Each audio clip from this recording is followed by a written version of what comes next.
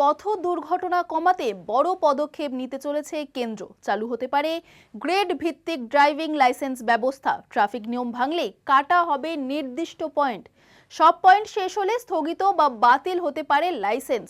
তাহলে চলুন এই সম্পর্কিত আরো তথ্য দেখে নেই বিস্তারিত। আর এই বিষয়ে ঠিক কি বলছেন সড়ক পরিবহন মন্ত্রী, শুনে নেব।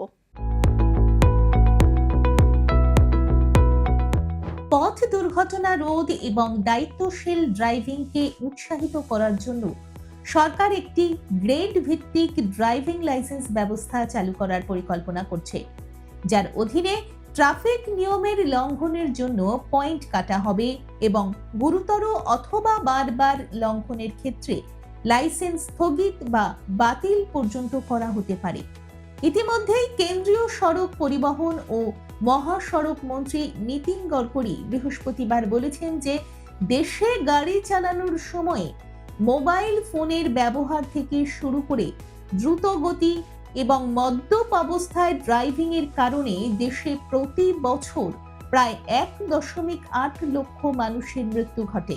এমতাবস্থায় দিল্লিতে কনফেডারেশন অফ ইন্ডিয়ান ইন্ডাস্ট্রি আয়োজিত জাতীয় সড়ক নিরাপত্তা সম্মেলনে বক্তৃতা দিতে গিয়ে কেন্দ্রীয় মন্ত্রী উল্লেখ করেন যে সরকার ইতিমধ্যেই ট্রাফিক নিয়ম লঙ্ঘনের জন্য জরিমানা বাড়িয়েছে, কিন্তু সবচেয়ে বড় চ্যালেঞ্জ হলো নিয়মের কার্যকর প্রয়োগ।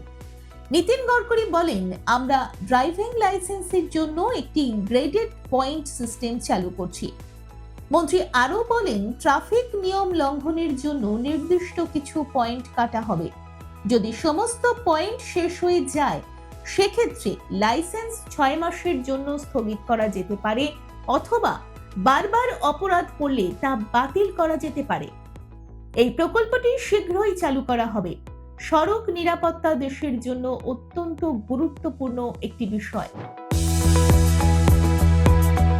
গডকরি বলেন, ভারতে প্রতি বছর প্রায় 5 লক্ষ সড়ক দুর্ঘটনা ঘটে, যার ফলে 1.8 লক্ষ মানুষ প্রাণ হারান। দুর্ঘটনায় মারা যাওয়া 72% বয়স 18 থেকে 45 বছর। এদিকে হেলমেট না পরার কারণে 54,122 জন মারা গেছে। 18 বছরের কম বয়সী 10,119 জন দুর্ঘটনায় মারা গেছেন। অপরদিকে সিট বেল্ট না পরার কারণে 14,466 জন মারা গেছেন।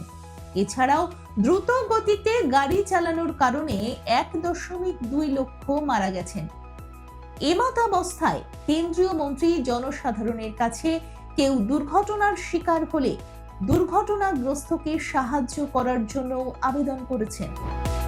দেখুন এই সময়ের তথ্য ও চিত্র প্রতিদিন রাত 9টায় ও সকাল 8টায় শুধুমাত্র চ্যানেল 1-এ।